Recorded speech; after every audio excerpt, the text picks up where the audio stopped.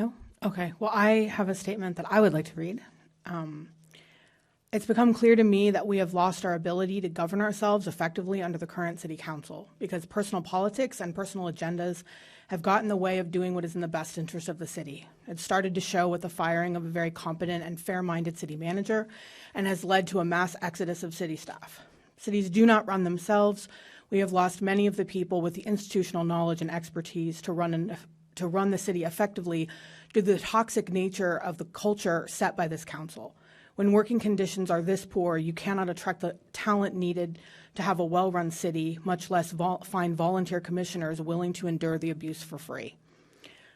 I have watched as the council has been unable to decide how to spend the ARPA funding we received months ago, which could have been used to address a broad range of issues, including affordable housing and homelessness.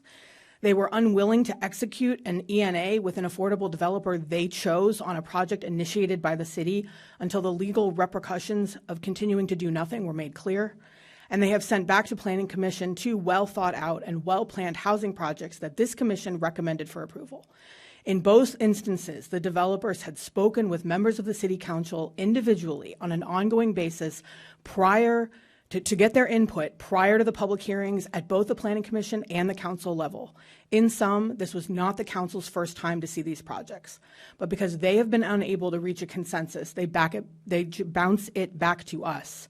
We did our job. Staff and the commission followed the rules, the process, and the timeline, and any accusations that we didn't or that the system is somehow broken are patently false. The uncertainty introduced by this council means that no one will build in Fullerton for a long time, which may be exactly what the NIMBYs want to keep people out. My vision for Fullerton is an inclusive, sustainable community in which people of all incomes can find housing to meet their needs. I am disheartened that some on this council value only the voices of a few equity-rich homeowners over the age of 50 who refuse to let the city grow to meet the needs of the people today. If you are a low-income renter, an aspiring homeowner, or a parent with teens wondering where you or your adult children will live in the future, the answer is not here, because there's little opportunity for young people to build a life in Fullerton.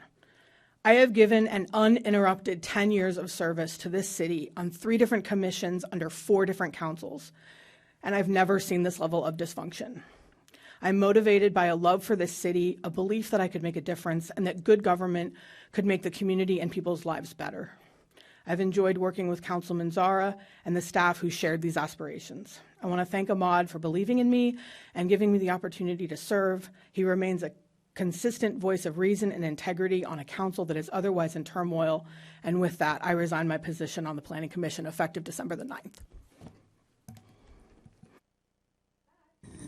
Are we